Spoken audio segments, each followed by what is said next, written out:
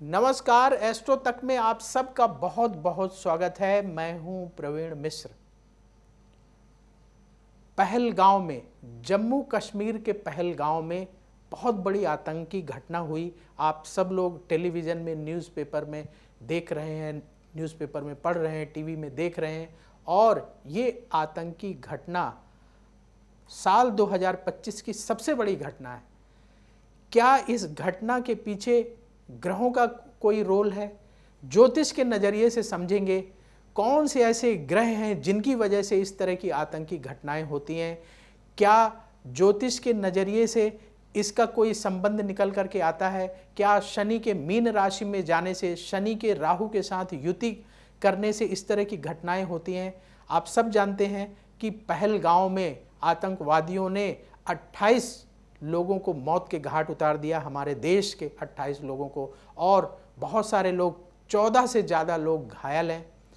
हमारी संवेदनाएं उन परिवारों के साथ है।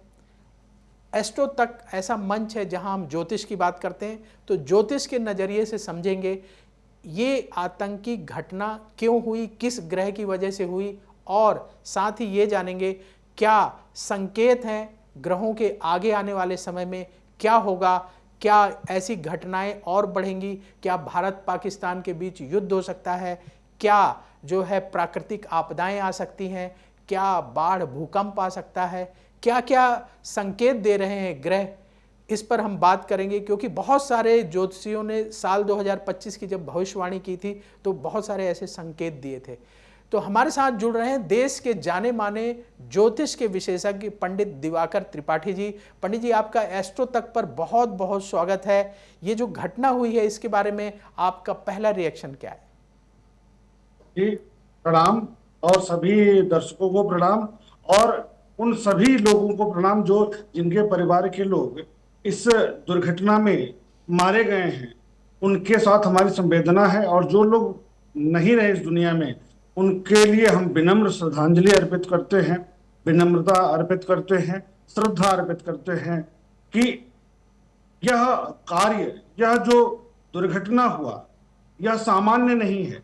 यह बहुत ही निकृष्टता भरा कार्य कहा जाएगा, और इसमें पाकिस्तान की स्थिति जो बताई जा रही है, जो उसमें मीडिया के माध्यम से सामने आ रही है, वो बहुत ही निकृष्टता भरी है, बहुत ही आलोचनात्मक है, गलत है। इसके अतिरिक्त और क्या कहा जाए कि इस तरह के कार्य कभी नहीं होने चाहिए, इस तरह की दुर्घटनाएं नहीं होनी चाहिए, और यह पूरे मानवता के लिए, पूरा मानव समाज के लिए एक अभिशाप है, एक बहुत गलत कार्य हुआ। जी पंडित लेकिन जी, इसके पीछे हम लोग बार बार कहते आ रहे थे। हाँ, ज्योतिष के नजरिए से पंडित जी, ऐसी कौन सी ग्रह की स्थिति बनी कि ये घटना हुई? क्या शनि मीन राशि में गए हैं, राहु के साथ युति कर रहे हैं, ये वजह है? आपका क्या है विश्लेषण?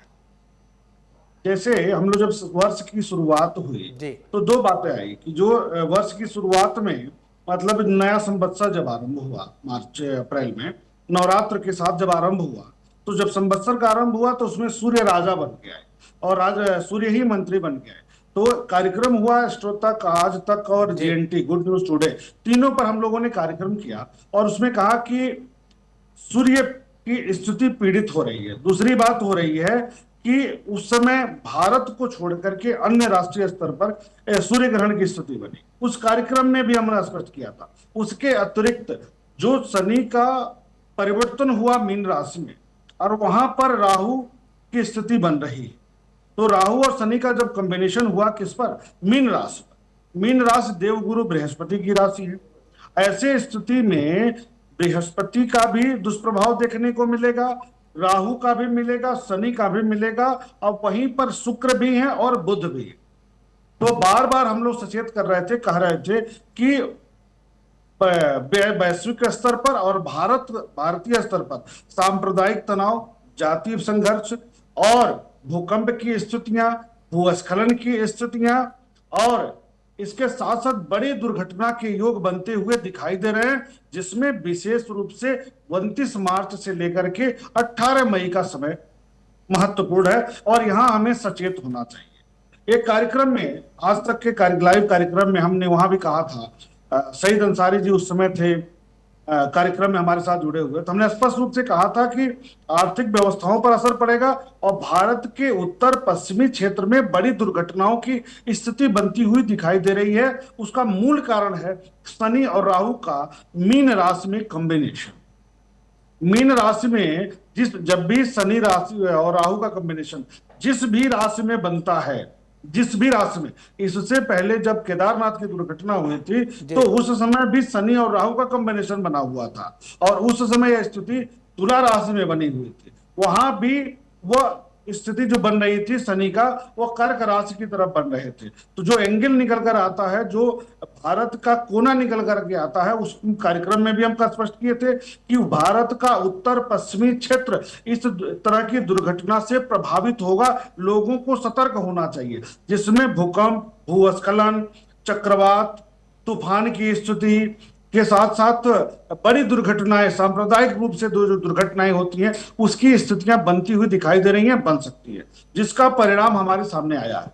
बार बार लोगों से हम अपने सोशल मीडिया के भी माध्यम से, हम अपने स्तर पर भी, आपके चैनल पर भी, आपके साथ कार्यक्रम में भी हम लोग बार बार सचेत कर रहे थे कि इस तरह की स्थितियां बन सकती हैं। उसका मूल कारण है ग्रही योग। अगर हम अपने ज्योतिषी दृष्टिकोण से विश्लेषण करें तो ग्रही योग को हम महत्वपूर्ण मानेंगे कि इस तरह का योग बनता हुआ दिखाई दे रहा है और 18 मई तक लोगों को सतर्क रहना चाहिए।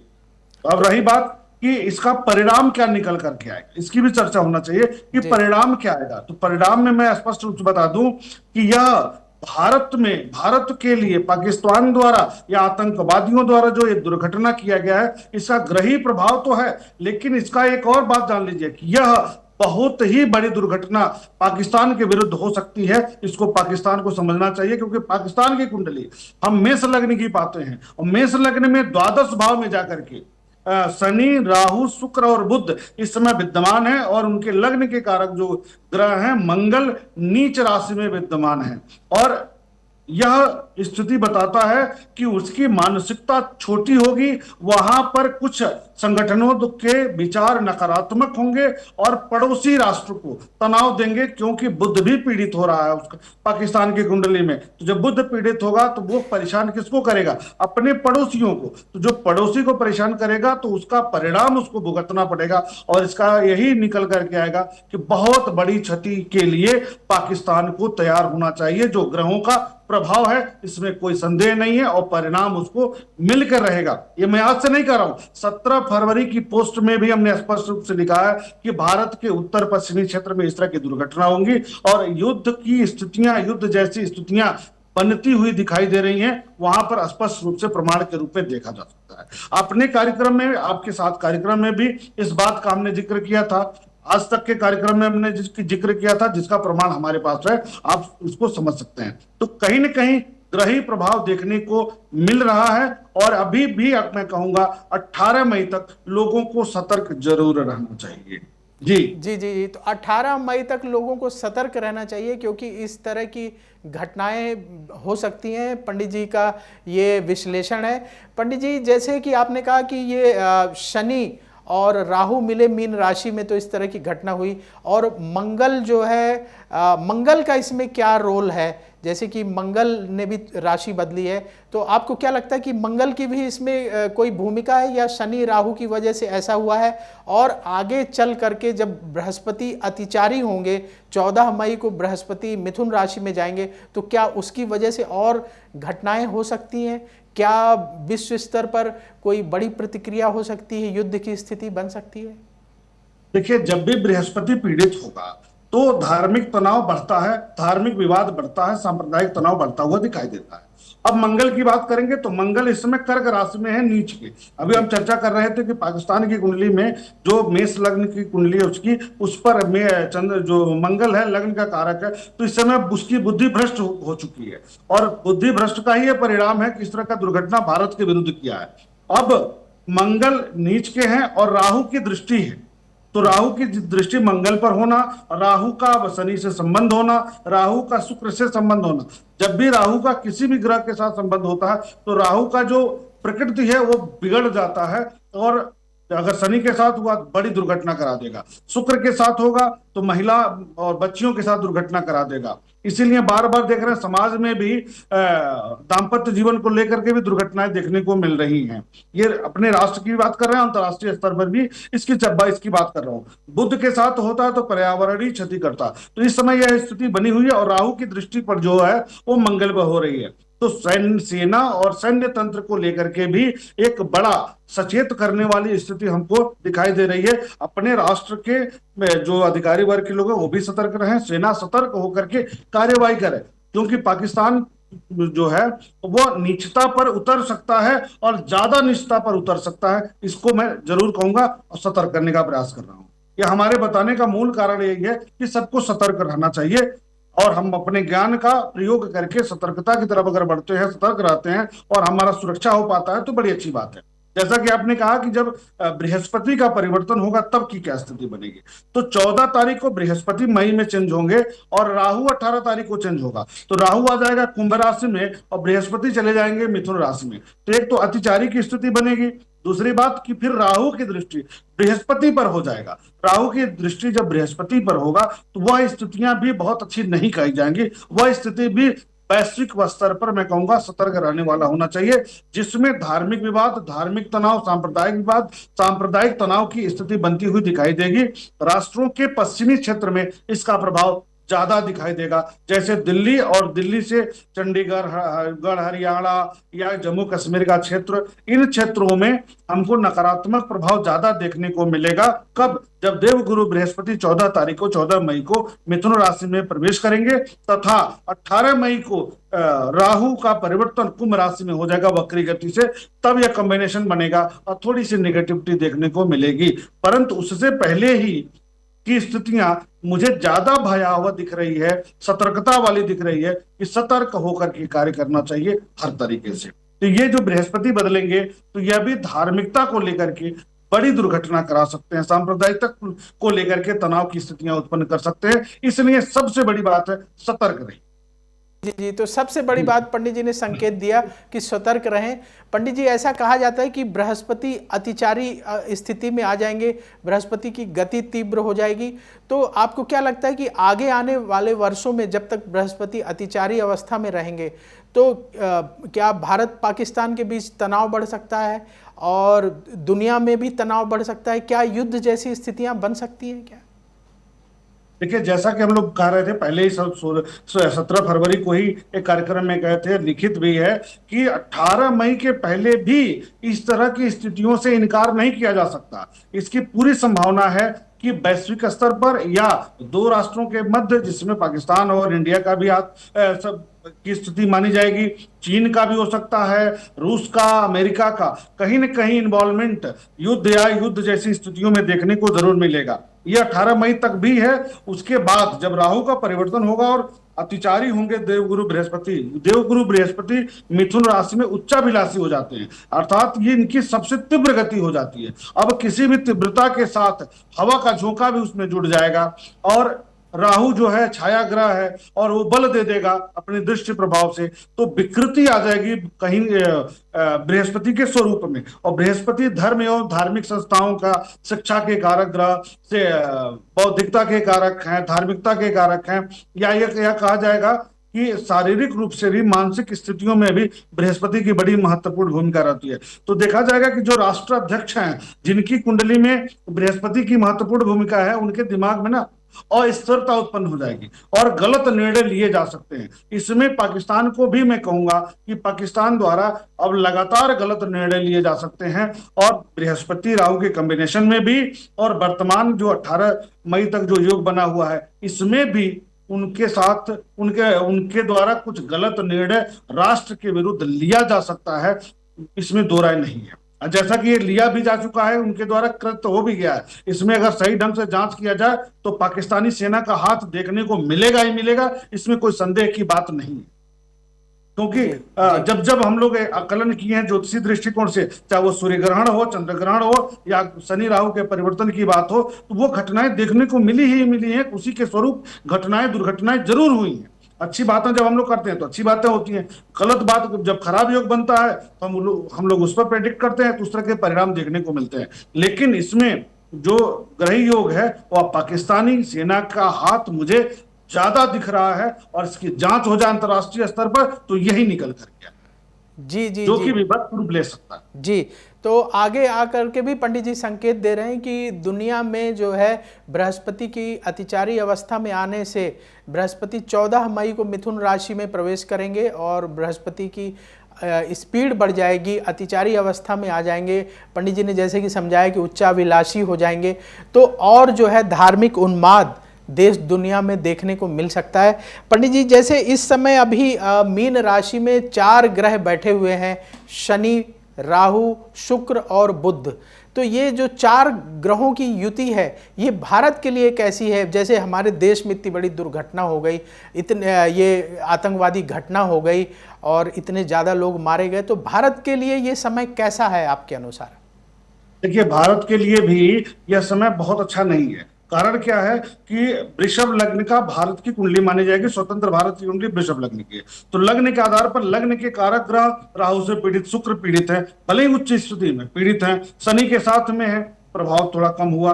बुध जो कुटुंब का कारक ग्रह बुध है वह भी राहु से पीड़ित हो रहा है। तो कुटुंब, भाई हम जितने भारतीय हैं कुटुंब है, परिवार है, राष्ट्र तो है, उस राष्ट्र के हम सब परिवार के लोग हैं, तो पारिवारिक जनों के बीच में तनाव की स्थिति बनेगी। इसी का परिणाम था जब सांप्रदायिक तनाव हम लोग कर रहे थे। हम अपने कार्यक्रम में भी कहे, हमने स्पष्ट रूप से लिखा भी है कि भारत के पूर्वी क्षेत्र में भी सांप्रदायिक तनाव की स्थिति बनती दिखाई दे रही है। तो हुआ बंगाल में, वो पश्चिम बंगाल में, कलकत्ता के क्षेत्र में, तो इस तरह की स्थितियां बन रही हैं, भारत के लिए भी नकारात्मक है।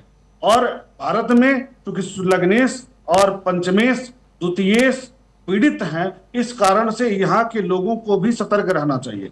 जिसमें कोना मैं बता रहा हूं, बार बार कह रहा हूं, कोन भारत का जो क्षेत्र बता रहा हूं, उत्तर पश्चिमी क्षेत्र में सावधानी बरतनी बेहद जरूरी है, बहुत जरूरी है। लेकिन यही सरकार अगर तीव्रता के साथ आगे आती है तो राष्ट्र का जो लग्नेश है शुक्र उच्चाभिलाषी स्थिति में है और यह प्रवेश करने वाला है मेष राशि में द्वादश भाव में। तो यह बहुत बढ़िया योग बनेगा कि अंतर्राष्ट्रीय स्तर पर भारत के साथ राष्ट्र आएंगे, भारत का सपोर्ट बढ़ेगा और भारत जो पाकिस्तान है बार बार जो भारत को कुरेद रहा है, यहीं पर उसका निवारण हो जाएगा और अंतर्राष्ट्रीय स्तर पर बहुत अच्छा सपोर्ट भारत को मिलने वाला है, जो कि भारतीय दृष्टिकोण से एक अच्छा वातावरण बनने जा रहा है। पाकिस्तान के विरुद्ध कहा जाएगा या अंतर्राष्ट्रीय स्तर पर भारत के वर्चस्व में वृद्धि की स्थिति देखने को मिलेगी। और भारत को इस समय प्रमुखता के साथ एक्शन लेना चाहिए, क्योंकि यह योग है भारत की छवि में अंतर्राष्ट्रीय स्तर पर अधिकार प्राप्त करने का, एक अपने प्रभुत्व को दिखाने का, क्योंकि इससे अच्छा समय आने वाले समय में नहीं होगा, क्योंकि इस तरह की दुर्घटनाएं फिर न हो। इसका चूंकि लग्नेश उच्च का भी है तो आत्मबल बढ़ाने वाला है और जरूर राष्ट्र सरकार को करना चाहिए। अगर सरकार पाकिस्तान के विरुद्ध, दोषियों के विरुद्ध कार्रवाई करती है तो अंतरराष्ट्रीय स्तर पर निश्चित तौर पर भारत के का सपोर्ट बढ़ेगा, भारत के साथ अन्य राष्ट्र आएंगे और पाकिस्तान के विरुद्ध सभी साथ देने के लिए तैयार हो जाएंगे और इस पर कार्य जरूर करना चाहिए। और मैं ज्योतिषी दृष्टिकोण से एक ज्योतिर्विद होने के नाते मैं सरकार से निवेदन कर रहा हूं बार बार कि यह समय है अपने विरोधियों को सबक सिखाने की। जी जी जी। तो पंडित जी का स्पष्ट आकलन है और स्पष्ट संकेत है कि ग्रह इस समय भारत के पक्ष में अगर भारत कोई निर्णय लेता है। पंडित जी, सूर्य को जो है सरकार का कारक माना जाता है, सरकार से संबंध होता है, और जैसा कि सूर्य अभी मेष राशि में है, उच्च की स्थिति में है, लेकिन जो मंगल है वो कमजोर स्थिति में है, कर्क राशि में है।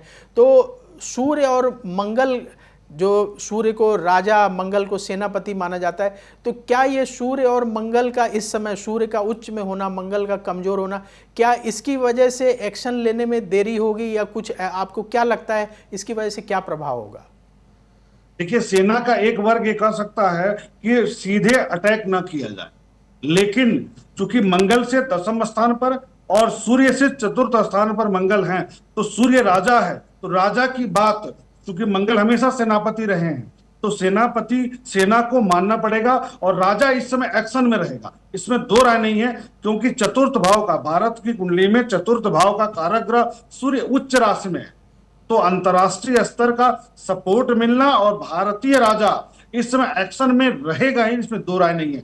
भारत के जो अगुआ हैं, भारत के राजा जो हमारे हैं, वो प्रधानमंत्री जी हैं, तो निश्चित तौर पर वो आगे आएंगे। और उनकी भी कुंडली वृश्चिक लग्न की है, उनका दशम का कारक ग्रह सूर्य अपनी उच्च राशि में है, छठे भाव में है, तो विरोधियों के लिए, विरोधियों के विरुद्ध कार्यवाही के लिए इससे अच्छा समय ग्रही रूप से नहीं मिलेगा, और जरूर करना चाहिए। रही बात देरी क्यों हो रही है, तो स्ट्रेटजी किस लिए है कि मंगल जो है नीच के हैं, तो थोड़ा सा विचारने में, थोड़ा सा स्ट्रेटजी बनाने में कुछ दिनों का समय लग रहा। तो वो भी कुछ दिनों का समय मेरे हिसाब से बहुत दिन तक नहीं है, 1 से 2 दिन ही है। या मैं यूं कहूं कि कल के बाद जो कल की स्थिति है, चंद्रमा की स्थिति, उसको देखते हुए बहुत ही शीघ्रता के साथ इसका परिणाम सामने आ सकता है।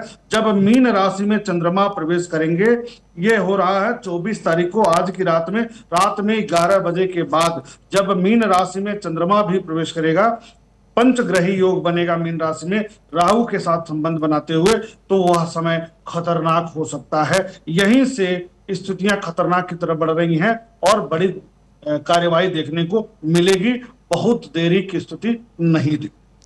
तो पंडित जी ने बड़ा स्पष्ट कर दिया कि जो है 24 तारीख की रात को जैसे ही चंद्रमा पहुंच जाएंगे मीन राशि में और 5 ग्रहों का योग बनेगा, और फिर 25 तारीख को जो है चंद्रमा, जब अमावस्या होगी, चंद्रमा और सूर्य एक साथ होंगे। तो पंडित जी, ये अमावस्या का जो समय होता है, इस समय कैसी डिसीजन मेकिंग होती है, इसका क्या प्रभाव होगा? लोगों के मन में उथल पुथल, बेचैनी बढ़ेगी, क्या कोई बड़ी घटना हो सकती है?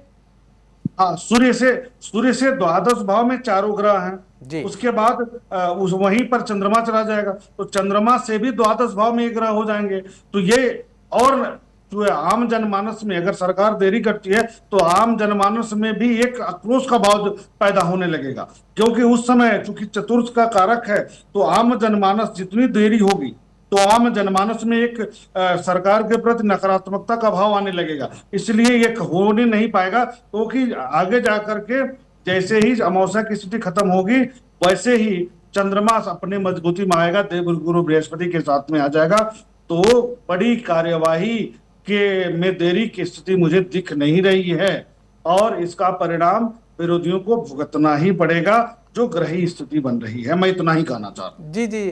तो पंडित जी, आपके हिसाब से ये लगता है कि 14 मई जब बृहस्पति अतिचारी होंगे, उसके पहले ही जो है सरकार बड़ी कार्रवाई कर सकती है? जी, बिल्कुल कर सकती है, इसमें संदेह की बात नहीं है, इसमें संदेह बिल्कुल भी नहीं है, और कार्यवाही की स्थिति है। और मुझे लगता है कि इस बार कार्यवाही जो हर बार सर्जिकल स्ट्राइक के रूप में होती थी, इस बार बड़ा स्वरूप देखने को मिलेगा। इस बार उसको सीखने का मौका मिलेगा कि जीवन में आने वाले समय में हमें ऐसा कार्य नहीं करना चाहिए, क्योंकि पाकिस्तान की कुंडली 2 तरीकों से देखा जाए। एक तो उसके नाम राशि से अगर हम देखते हैं तो कन्या राशि बनेगा, और कन्या राशि के 7वें भाव में राहु शनि चारों ग्रह आ जा रहे हैं, और सूर्य चला जाएगा 14 मई के बाद 9वें भाव में, तो वह भी एक स्थिति पाकिस्तान के लिए ठीक नहीं है। तो लंबे समय तक पाकिस्तान को कुछ न कुछ झेलना पड़ेगा, अगले 45 दिन तक पाकिस्तान के लिए समय ठीक नहीं है। एक बात और मैं कहूंगा, ऐसा नहीं है कि भारत ही अटैक करे, ये भी हो सकता है कि भारत का कोई सहयोगी राष्ट्र भी पहले पाकिस्तान पर कुछ अटैक कर दे। इस तरह के भी संकेत ग्रही रूप से दिख रहे हैं मुझे, और इसकी पूरी संभावना दिख रही है। अगर भारत नहीं भी पहले करता है, कोई अन्य राष्ट्र भी कर सकता है, इसको भी देखने को मिल सकता है, लेकिन भारत तो करेगा ही। जी। तो पंडित जी ने एक और संकेत दिया कि भारत के जो सहयोगी देश हैं, मित्र देश हैं, उधर की तरफ से भी जो है कड़ा रुख दिखाया जा सकता है पाकिस्तान के प्रति, वहाँ से भी कुछ अटैक हो सकता है। पंडित जी, एक तो अभी जो ग्रहों की स्थिति बन रही है, दूसरा बृहस्पति के अतिचारी होने पर, जब बृहस्पति अतिचारी होंगे तो भारत और पाकिस्तान के बीच में क्या लगता है आपको, तनाव और बढ़ेगा या फिर कुछ तनाव कम होगा? देखिए, भारतीय दृष्टिकोण से देखा जाए तो यह बृहस्पति वृषभ लग्न के हिसाब से द्वितीय भाव कुटुंब के भाव पर जाएंगे तो भारत के दशम भाव पर दृष्टिपात करेंगे। तो दशम पर जब दृष्टि डालेंगे तो भारत का वर्चस्व सामाजिक दृष्टिकोण यानी अंतर्राष्ट्रीय स्तर पर सामाजिक वर्चस्व को बढ़ाने वाले होंगे। लेकिन बृहस्पति की छठे भाव पर भी दृष्टि होगी, तो जब छठे भाव पर होगी तो आस पड़ोस के जो राष्ट्र हैं वो भारत के लिए नकारात्मक कार्य कर सकते हैं, बार बार उसके सम्मान पर चोट पहुंचा सकते हैं, यह कार्य हो सकता है। तो यह जो गतिरोध और अवरोध की स्थिति है, अगर यहाँ पर हम सरकार कोई एक्शन नहीं लेगी, देरी करती है किसी कारणवश, मुझे नहीं लगता है, लेकिन यदि कुछ परसेंटेज मान लेते हैं कि देरी करती है, तो बृहस्पति जैसे द्वितीय भाव में जाएगा तो विरोधियों को थोड़ा सा प्रबलता प्रदान कर देगा।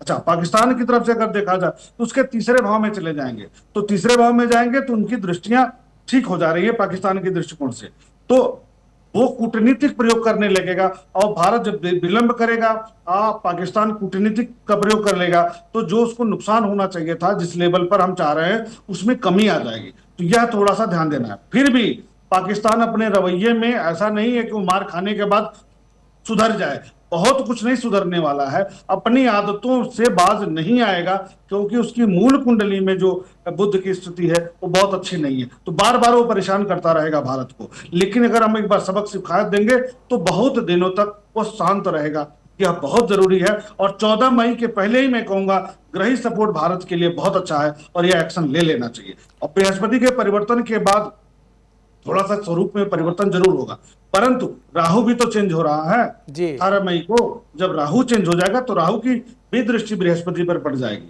तो बहुत ज्यादा सुधार की स्थिति पाकिस्तान की स्थिति में मुझे दिखाई नहीं दे रही। हाँ, भारतीय दृष्टिकोण से जरूर सुधार, भारत के वर्चस्व में, भारत के अंतर्राष्ट्रीय वर्चस्व में बहुत अच्छा सुधार देखने को मिलेगा आने वाले दिनों में।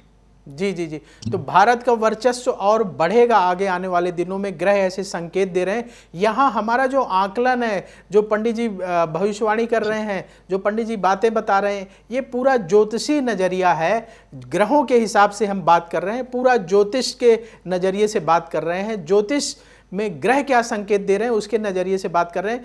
पंडित जी, एक आखिरी सवाल कि हमने तो ये तो आतंकी घटना के बारे में चर्चा कर ली, ग्रहों की जो स्थितियां अभी हैं और आगे जो बनने वाली हैं जिस पर हम लोग बात कर रहे थे, इसका असर क्या प्रकृति पर भी पड़ेगा? क्या बाढ़, भूकंप, इस तरह की स्थितियां भी देखने को मिल सकती हैं?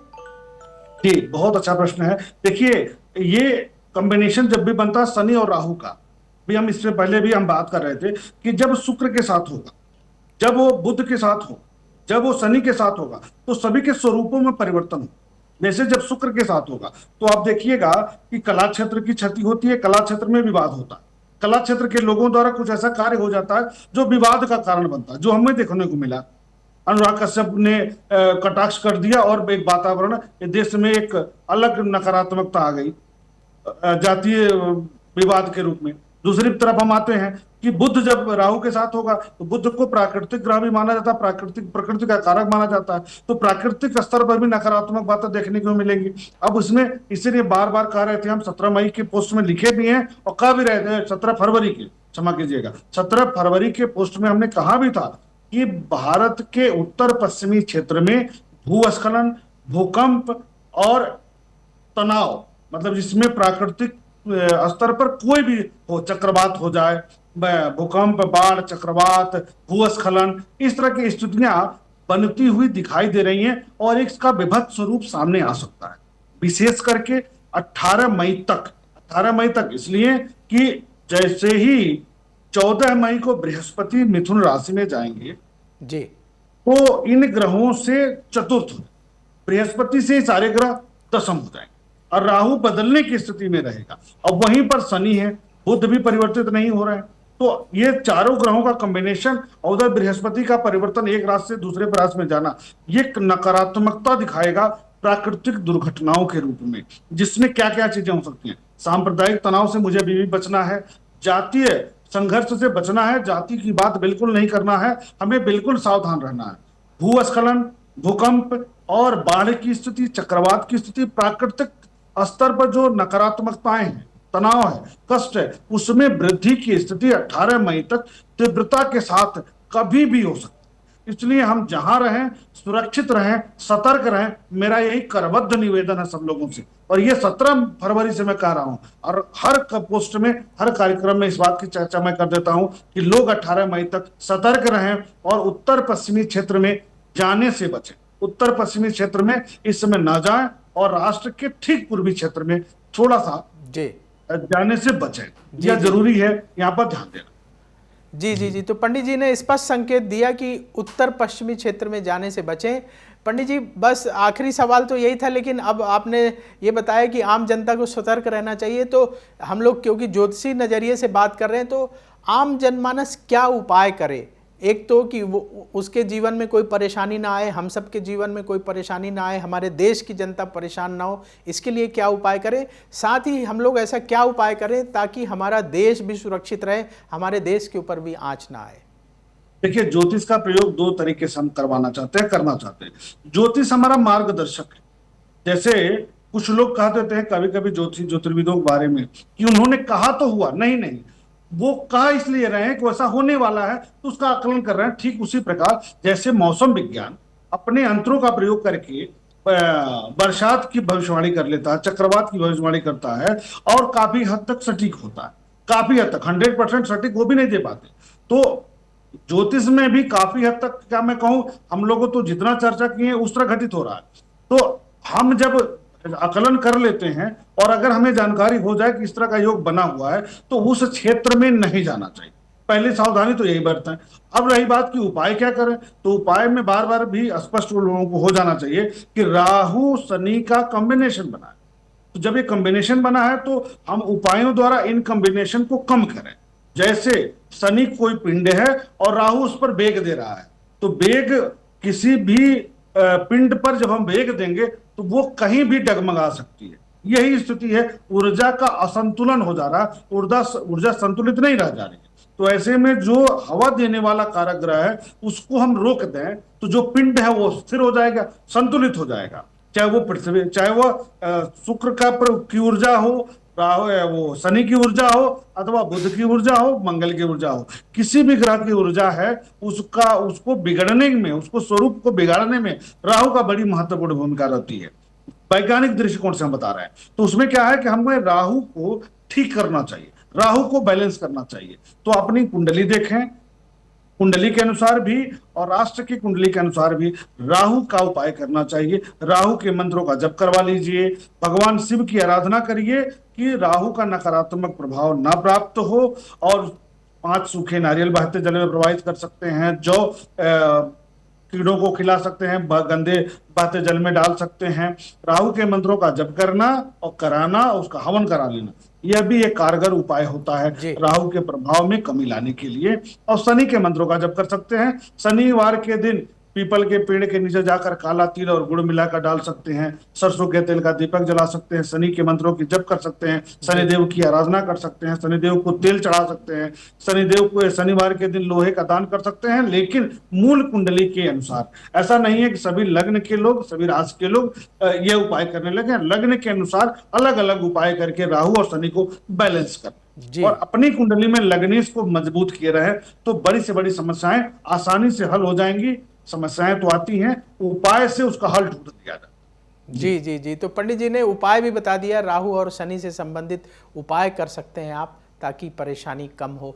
पंडित जी, आपने इतनी महत्वपूर्ण जानकारी एस्ट्रो तक के दर्शकों को दी, इसके लिए आपका बहुत बहुत धन्यवाद। आप सभी दर्शकों को प्रणाम। जहां रहिए सुरक्षित रहिए, यही निवेदन करूंगा अपने राष्ट्र के लोगों के लिए, अपने राष्ट्र के भाइयों बहनों को मैं प्रणाम करता हूं।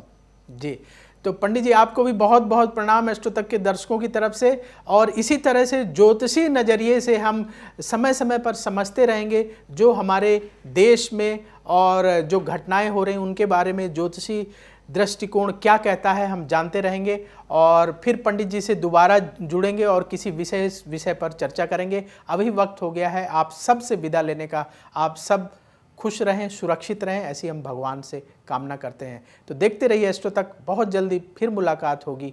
नमस्कार। अगर आप मुझसे जुड़ करके अपनी समस्याओं का समाधान चाहते हैं और चाहते हैं कि आपकी समस्याओं को ज्योतिष के माध्यम से सुलझाया जाए, तो आप हमसे संपर्क कर सकते हैं, जुड़ सकते हैं एस्ट्रो तक पर।